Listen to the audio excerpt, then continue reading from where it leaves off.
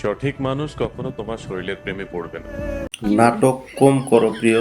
এই মায়ের তুমি শরীর পাইলা কই? আমি তো পুরাটাই মিশরের পিরামিড দেখতেছি।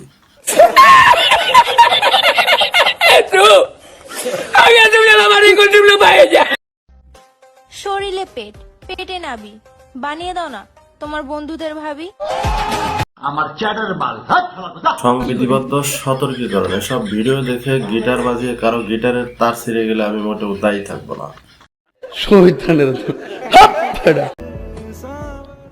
তারা পড়বে তোমার চুলের গানে। আরে ভাই, আর চুলের কথা বলিস না, এদের বলবি একটা আর দেখাবে তো 42 সাইজের পাছা।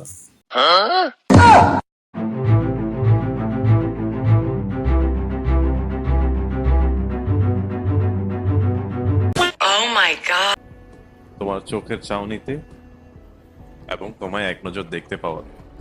হ ভাই, কথা কিন্তু খারাপ বলে নাই। পাবলিক তার চোখের চাহনি দেখবো কেমনে? তার যে আইফোনের মতো বড় বড় 3টা চোখ আছে, পাবলিককে তো শুধু এগুলাই দেখাইতেছে।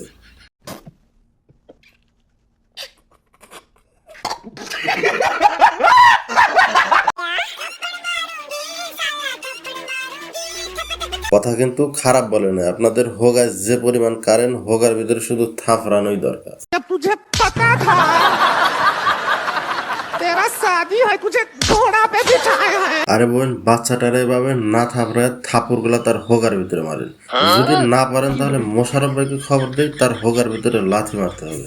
লাথি দিয়ে নেটওয়ার্কের বাইরে হালাই দেবো। নিজের সর্বোচ্চ চেষ্টা করার পরে, একদম শেষ পর্যন্ত দেখার পরে আমি তোমাকে ছাড়ছি। আপনার চেষ্টার যে কোনো কমতি ছিল না, এটা পাবলিক ভালোভাবেই বুঝতে পারছে। সর্বোচ্চ চেষ্টার সর্বোচ্চ ফলাফল ওড়না বেদ করে বেরিয়ে আসতেছে। বলো আলহামদুলিল্লাহ। আরে রিয়াজ ভাই, কোন জায়গায় কি পড়তে হইব এটা যদি আপনারে বলে দেওয়া লাগে তাহলে বিষয়টা খুবই দুঃখজনক। আরে ভাই, এই জায়গায় নাউজুবিল্লাহ পড়ে, নাউজুবিল্লাহ।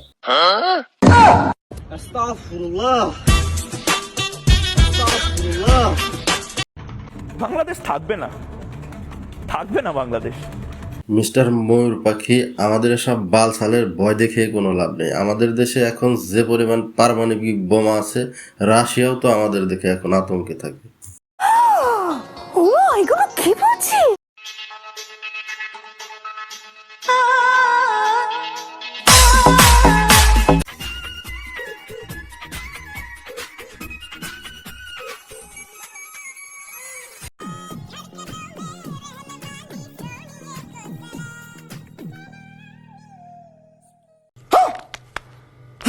যেদিন থেকে টিকটক নামক অ্যাপসের জন্ম হয়েছে, সেদিন থেকে বুঝতে পারলাম বাংলাদেশ আসলে কতগুলা পারমাণবিক বোমার মালিক। আসলে টিকটক তুমি ধন্য বাংলাদেশে আসার জন্য।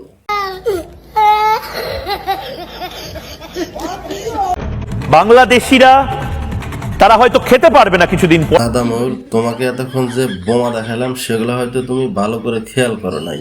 তাই যদি করতে তাহলে অন্তত এসব কথা আর বলতে পারতে না। আমরা তো খাওয়া দাওয়ার পাশাপাশি তোমাদের দেশে রপ্তানি করারও চিন্তা ভাবনা করছি।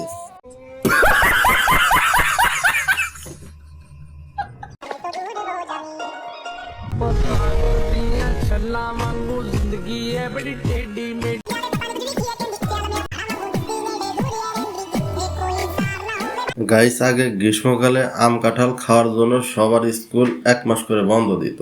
তখন নতুন নতুন যারা বিয়ে শাদী করতো, শ্বশুরবাড়ি থেকে আম দুধ খাওয়ার জন্য জামাইকে দাওয়াত করতো।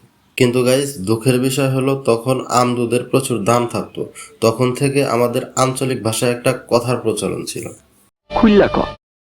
আমের যে দাম, দুধে তো হাতি দেওয়া যায় না। মিউজিক।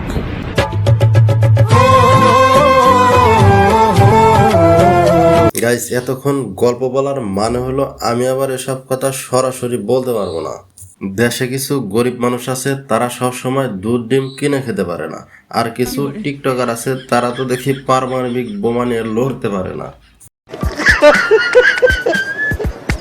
মামনি, তোমাকে কিছু কথা বলি। তুমি যেভাবে সিঁড়ি দিয়ে নামতেছো, যে কোনো সময় পারমাণবিক বোমাগুলো খুইলা পড়ে যেতে পারে। সঠিক বলেছেন। দেখো, তখন কিন্তু আর এক কেলেঙ্কারি হয়ে যাবে। টাকার অভাবে পুষ্টিকর খাবার কিনতে না পারার লোকেরা ভিড় জমাবে। মিশা ভাই আমার কথা মিলিয়ে নিন, পরের দিন সকালেই নিউজ হবে বোমা কুড়াতে গিয়ে 2 জন নিহত ও অর্ধশতাধিক আহত। भाई मारो मुझे, मारो मारो मुझे, मारो मारो। नहीं ये मजाक हो रहा है, एक सेकंड यार। এ তো গেল ফ্রন্ট সাইডের কথা। ব্যাক সাইডের কথা বলতে গেলে মিশরের পিরামিড যেন একবার উত্তর কোরিয়া ও একবার দক্ষিণ কোরিয়া গিয়ে সাগরের ঢেউয়ের মতো আছড়ে পড়তেছে।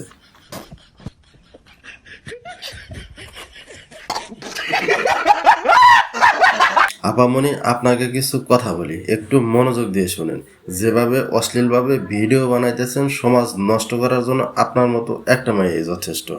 আর এভাবে অশ্লীলভাবে ভিডিও বানিয়ে কি করবেন? হয়তো কিছু সস্তা জনপ্রিয়তা অর্জন করতে পারবেন, কিন্তু আপনার প্রাপ্য সম্মানটুকু কিন্তু আপনি পাবেন না। আর আপনার এসব ভিডিও দেখে মানুষের মনে কুরুচিপূর্ণ চিন্তা চেতনার জন্ম। তবে একটা কথা সবসময় মনে রাখবেন, আল্লাহ সবকিছু দেখছেন এবং সবকিছুর হিসাব নেবেন। গাইস, একে নিয়ে বলতে গেলে এক ভিডিওতে এর গুণগান বলে শেষ করা যাবে না। একে নিয়ে কয়েকটা পর্ব তৈরি করতে হবে।